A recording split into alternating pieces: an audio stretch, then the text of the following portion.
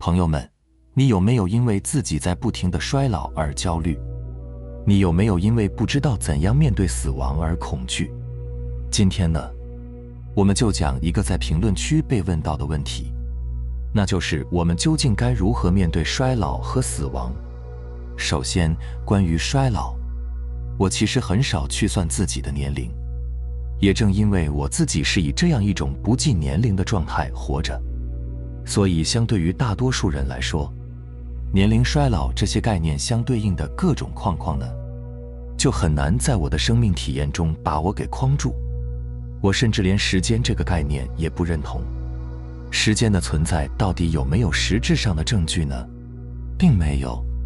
事实上并不存在所谓的这个叫做时间的东西。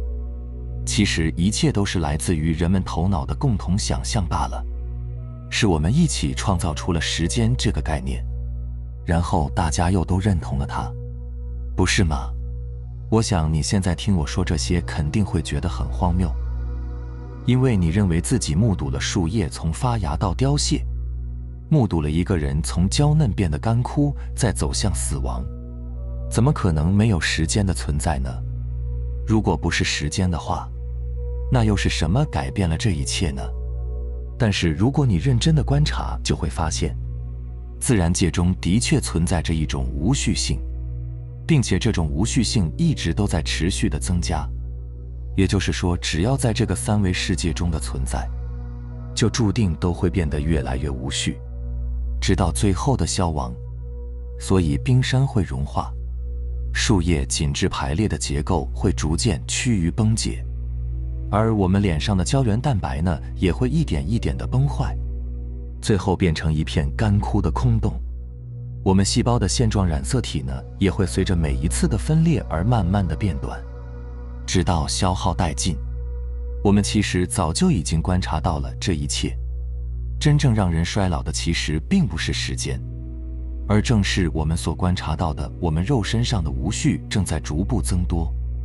这个规律你姑且可以把它称之为伤。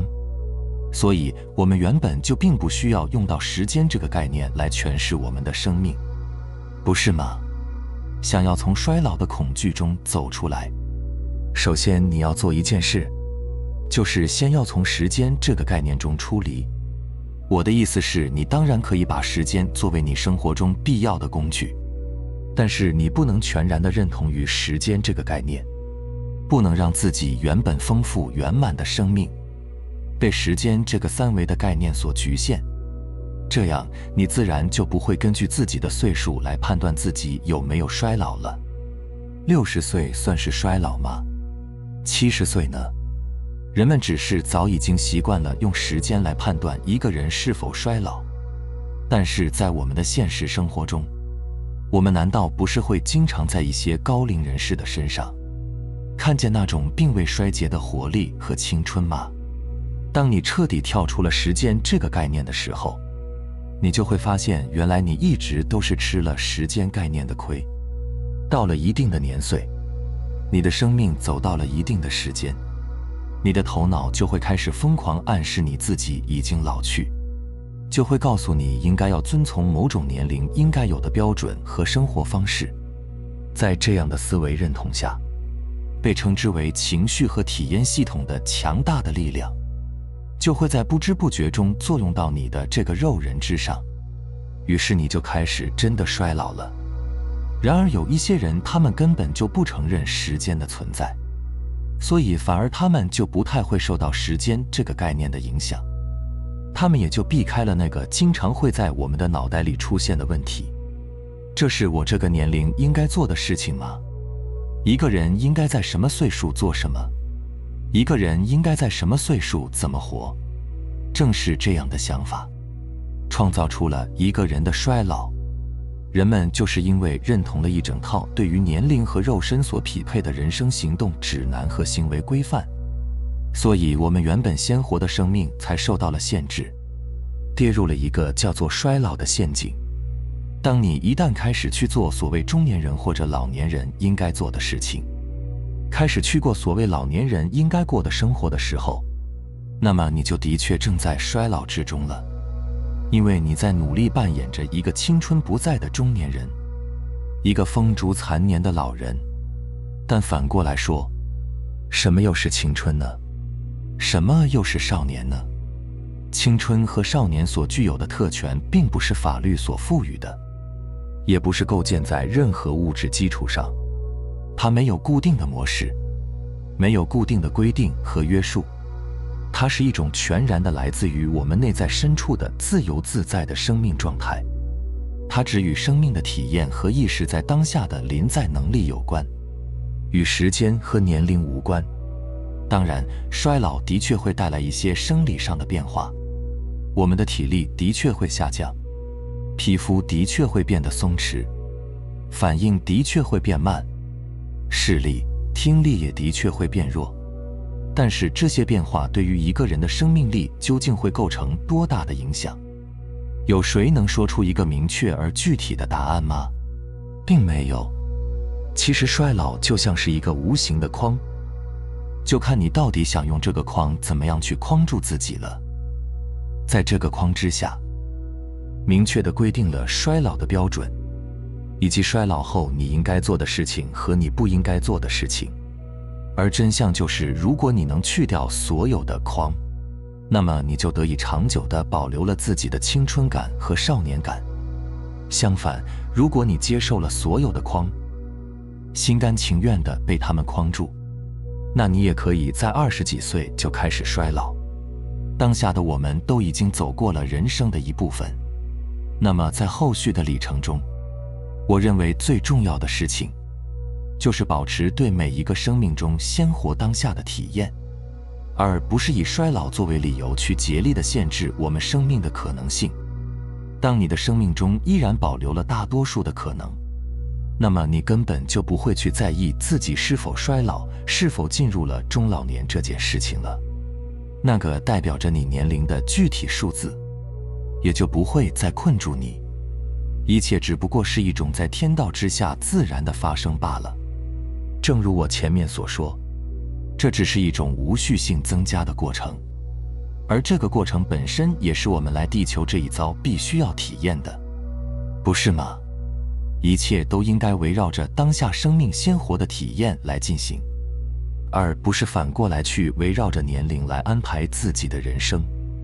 虽然我们的肉身脆弱又渺小，但是我们的意识却强大而持久。事实上，它依托于我们这具肉身之上的时间，无论再怎么努力地去维护，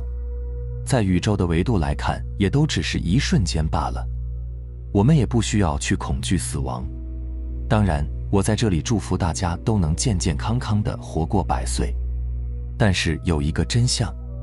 那就是不管有没有我的祝福，绝大多数人还是大概率会在100岁之前离世，不是吗？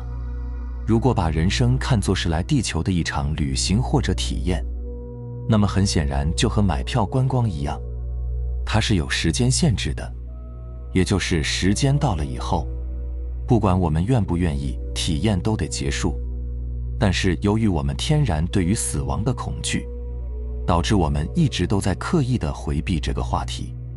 可是问题就在这里，如果不能从容淡定地直面和接纳死亡，那么我们的生命将永远都不会真正的打开，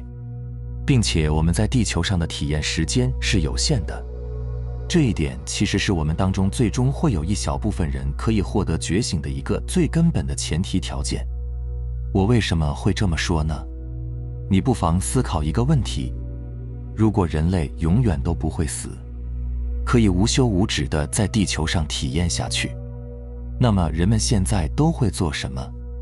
还会像我们今天这样活着吗？先别急着回答我，你先闭上眼，好好的想象一下，假如自己可以完全不用睡觉，可以随便的纵欲而为，做各种你曾经脑子里想象过的疯狂的事情，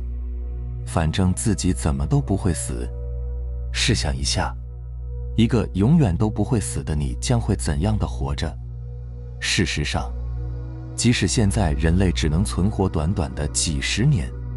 并且还在法律和道德的种种约束之下，在世界上，甚至就在你的身边，仍然还会每天发生着无数疯狂的、恐怖的、不可思议的事情，然后造成各种各样可怕的后果。那么请问，如果人类通通都不会死，可以一直在地球上永久地存活下去，那地球又将会变成什么样子呢？所以我们每个人的肉身最终都会死，这件事没问题。虽然我们站在肉身自己的角度看，肯定是接受不了。好，如果刚才我说的那句，你不能从容淡定地直面和接受死亡，那么你的生命将永远都不会真正地打开这句话呢？你不太能体会。那我举个例子，在你的身边有没有这样的人，当他在医院里看到了自己的诊断结果，并且听见医生明确地告诉他，如果继续像现在这样活下去，最多也只能活半年，结果你就会看到这个人突然变了，仿佛突然成为了一个你完全不认识的人。他竟然开始规律的作息，戒烟、戒酒、戒色、健康饮食、看书、冥想、旅行，自律到你不敢相信，甚至还会从此走上了修行的道路。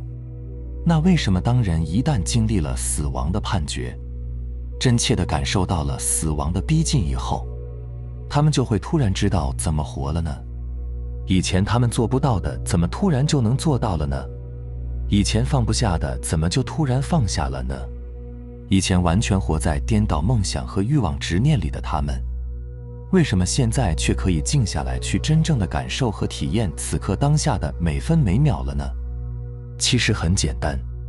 当我们一旦清楚地意识到自己即将要死去，我们的生命就发生了神奇的转化。从某种意义上说，这难道不就是生命的觉醒吗？这就是为什么往往经历过生死的人，他们的生命维度会突然的提升，会升华成了另外一个人，或者说找到了那个更高级的自己。但是很遗憾，大部分人的一生呢，往往只会经历一次真正的生死时刻，那就是他们真正离开的时候。这就是为什么绝大部分的人都只能在自己生命走到尽头之前才会觉醒。这一点不用怀疑，无论现在如何，所有人的生命迟早都会真正的醒来，因为每个人迟早都会面对死亡，只不过区别就是这是一种被动的面对和接受，并且为时已晚。但既然如此，我们为何不能去优雅而又从容地主动接纳死亡，以及面对死亡呢？我们之所以对死亡存在着深深的恐惧，那是因为活着是我们肉身的最强烈的需求之一，而我们一直以来完全都是把自己当成了这个肉身，我们一直都觉得它就是我们自己，于是肉身的需求和感受自然就成了我们的需求和感受，所以人们才会如此恐惧死亡。可是不管你怕不怕，我们每个人难道不都是从一出生开始就正在一步步地迈向死亡吗？并且总有一天你会到达那里，只不过这个过程可能会很缓慢，可能会让你不知不觉，但是慢不代表它没有在发生。比如现在此时此刻，它不就正在发生吗？不管你接不接受，承不承认，我们虽然活着，但是我们难道不是也正在死去吗？你在临死前可以说你活了一场，活了几十年，那难道你就不能说你是死了一场，死了整整几十年吗？所以活着和死去其实根本就不是两个单独的存在，它们其实本来就是一回事。如果你接纳不了死亡每时每刻都正在发生，你一直在评判它、逃避它、对抗它，活在被它支配的恐惧里，那你同样也就无法接纳每时每刻你都正在活着的事实。所以我们不要总躲着它，要接受它，拥抱它。换句话说，就是要随时接受我们自己总会死去，并且是随时都有可能会死。我们之所以也会害怕死亡，就是因为我们不愿意去面对和接受这个事实。但是死亡呢，恰恰是在我们活着的时候呢，最不能忘记，并且需要清醒地去面对的一个事实。关于面对看待死亡，并不是一定非要去解释到底什么是死亡，以及肉身的死亡到底是不是我们最终的归宿。我们完全就不需要，也没有必要去思考这个问题，因为我们早晚都会亲自经历，到时候自然不就知道了，不是吗？与其说我们应该如何面对死亡，倒不如说我们应该时刻提醒自己，死亡就在你的眼前。我们完全不用给自己讲那些大道理，什么死只是生命的一部分，死亡只不过是从哪里来回到哪里去，死亡只是肉身的离开，意识会永存等等，这些都帮不了你。最有用的方式就是时刻记住自己随时可能会死，并且还要经常为自己的死亡所排练。这话听起来可能有点不好听，但是你没听错，我就是在告诉你，你要主动地去体会你已经死了。你相信我，这不但不会把你带向悲观和绝望，相反，它只会激发你在当下的力量，激发你更好地绽放自己的生命。可能一开始你会觉得非常的不舒服、不自在、不适应，但是久而久之，它一定会提高你的生活质量。你可以试着每天晚上在睡觉前告诉自己，我待会儿一闭上眼，我就要死了，我就要离开这个世界了。我现在自认为我所拥有的这一切，我都必须要放手，体会你一直所执着的、所拥有的这一切，你终究还是带不走，必须要放手的那种感觉。然后呢，当你在第二天还能顺利地醒过来，那你就把它当成是自己的一次全新的降生，带着感激和愉悦的心情去开始好好的活吧。不光你对自己要这样，对你爱的人，对你在乎的人，你也要这样。当你想到你爱的人也终有一死，并且随时可能会离开，那么你就会意识到你们能够相处的时间其实是非常有限的。你难道不会对和他们所有在一起的时光都感到无比的感激和珍惜吗？其实，当你知道死亡就在你眼前时，当你知道死亡随时都有可能发生时，你才更能做到活在当下，你才更能做到把每天都当作生命的全部去活，你才更能做到脱离那些无意识的胡思乱想和精神内耗。所以我觉得，看破生死的唯一方式就是接受死亡随时都会到来，承认我们现在所拥有的一切，包括自己的生命，其实都不是属于我们的。既然都是梦幻泡影，你怎么可能真的拥有它们呢？其实一切都是冥冥之中安排好来给你体验的。从某种意义上来说，这些体验都是你从宇宙借来的。所以记住，以后永远都不要说我失去了什么，而要说我已经归还了什么，本来就不曾属于你，何谈失去？如果你时时带着这样一种觉悟去看待已经离开你的亲人，还有那些你已经归还的那些，比如财富、爱人、名利、健康等等，那么你感受到的就将不再是失去的悲痛，而是你曾经体验过的美好时光所带给你的满满的幸福和感激。这就会让你更加专注于当下你暂时还没有归还的在这个地球上宝贵的体验机会。向死而生，你的人生才有可能真正的被打开。明白了吗？好，非常感谢你能看到这里，愿你永远都能保有一颗赤子之心，洗尽铅华，仍是少年。我们下期再见。